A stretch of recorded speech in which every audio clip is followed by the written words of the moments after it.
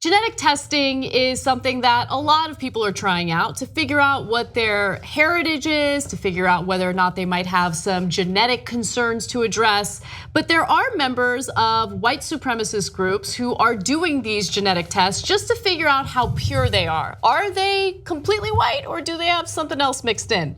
Well, these tests are awesome because more often than not, they'll find that some percentage of their genes indicate that they're actually maybe Sub-Saharan African or from a different part of the world and not completely European white.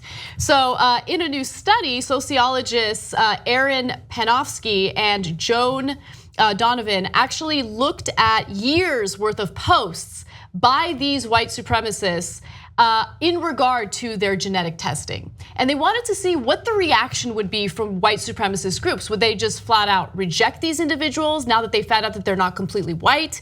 Well, what they found was that about 153 users shared the results of their genetic tests on one of these alt-right, or I should say white supremacist websites. And what they found was the following. Instead of rejecting members, let's go to graphic 3. Instead of rejecting members who get contrary results, the conversations are overwhelmingly focused on helping the person to rethink the validity of the genetic test. And some of these critiques, while emerging from deep-seated racism, are close to scientists' own qualms about commercial genetic ancestry testing. So let me clarify that. Scientists are worried about the methodology, but when it comes to white supremacists, they question the methodology only because it gives them a result that they don't like. Yeah, so we talked about this on the show yesterday. They're still working on perfecting these Ancestry websites and the methodology that they use. And the more people that use it, the better they become, because then they can track more parts of the world, etc. But those qualms with the exact certitude of these tests is different from the white nationalist guys, because to give you a sense of that, they'll do things like, well, all right, listen, it says you're partly Jew, but you should use the mirror test. Oh my God. This is a test. This is a thing that they do. Okay, so what's the mirror test? I'd never heard of it, so I wanted to know. It sounds fun. It's not. Let's go to graphic 4. Okay, graphic 4. Here we go. It says, if you see a Jew in the mirror looking back at you, that's a problem. If you don't, you're fine. What? So these are not people interested in science. No, there's more. I mean, remember that this is a group of people that usually buy into crazy conspiracy theories, right? Others try to discredit the genetic tests as a Jewish conspiracy. Yeah, of course they are. That is trying to confuse true white Americans about their ancestry. By the way, the 153 users who shared their genetic test results were writing on Stormfront. So that is the webpage that the sociologists monitored and got these reactions. Stormfront is white nationalist, anti-Semitic, the whole spiel. Well, imagine how threatening that is to your pedigree. It's like if you went and bought a collie and you think it's going to be a beautiful collie and you find out it's actually a reindeer chihuahua and an ocelopso. This is terrible and embarrassing. If you're a white nationalist, you have the pride. And then you spit in a cup or pee in a tin can or whatever you do, and they find out that you're all of the above. Yeah. That's kind of horrifying for you. Then you have to sell to your friends, well, actually, you should have me at the dinner table. I'm just like you, and you're not. It kind of reminds me of the diminishing membership of the Catholic Church. It's starting to get small. So what do? You get a new pope. Instead of saying, well, we hate this and we hate that, it's like we love everyone. Love is the name of the game. And so it kind of works that way now. Yeah. We have to include, because think of it, if one of them has these genetic anomalies of 3 to 8%, they all probably do, because everybody did it with everybody's grandmother at one time.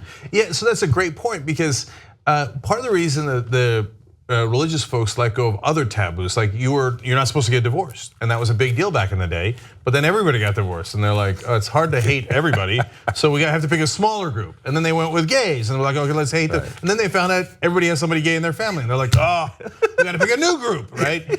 So now Stormfront is where hate is centered. It's built on that, and so in this case, they're really in a conundrum, because like if it's a newer member there and they test, now I don't know if it's 8% or 14% Sub-Saharan African, which by the way happened to one of their leaders, this guy Craig Cobb, who had actually bothered to do an all-white enclave, or he was trying at least in North Dakota. He goes on a talk show and they do the test on him, and he's 14% African. So and he's like, oh no, it can't be, right? Or they find out you're 8% Jewish or whatever. If you're a new member, they're like, no, get out of here. Oh, we don't want you around here. I guess he could argue that he's actually South African.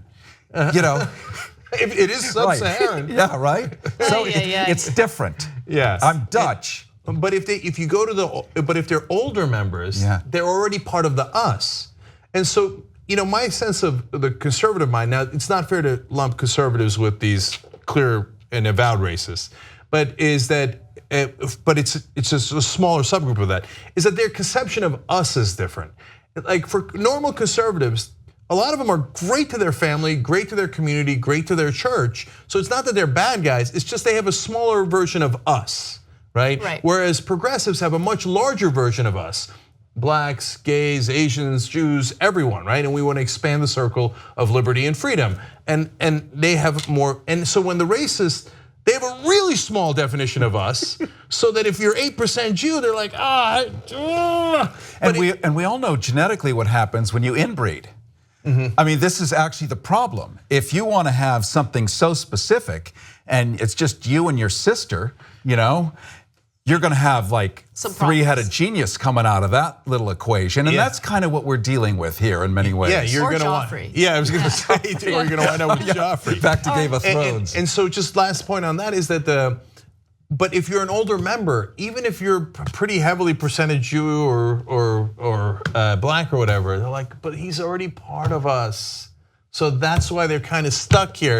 And us is not that big anyway. So not only are they stuck, they do play all sorts of mental gymnastics in order to accept that person or continue to accept that person into their group. So I'll give you an example. Others were told they could remain part of white nationalist groups in spite of what their ancestry revealed, as long as they didn't mate or only had children with certain ethnic groups. Others used these test results to put forth a twisted notion of diversity, one that allows them to say, no, we're really diverse and we don't need non-white people to have a diverse society. So they're saying that they are just inherently diverse because they have some percentage of their background that isn't white.